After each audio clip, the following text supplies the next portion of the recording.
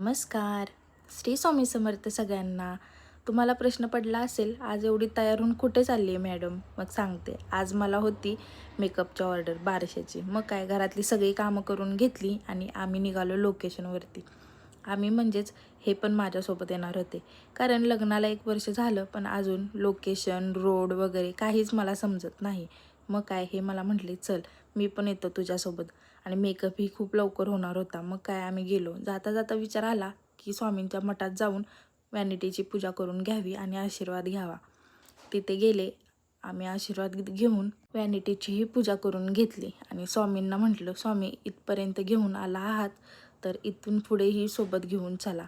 आणि स्वामींची छान अशी मूर्ती बघून खूप मन प्रसन्न झालं आणि दिवसही खूप सुंदर गेला. मग काय त्यांच्या घरी आम्ही पोचलो.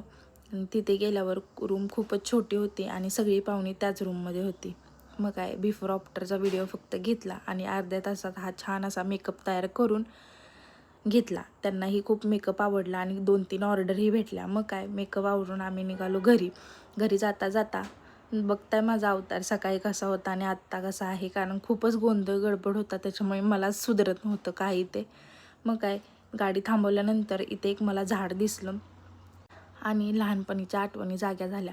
तुम्हाला पण माहीत आहे का, हे आहे महालाचं फूल. म्हणजेच आम्ही असं लहानपणी बोलायचो, ह्या महालात 2 राजा आणि राणी राहतात.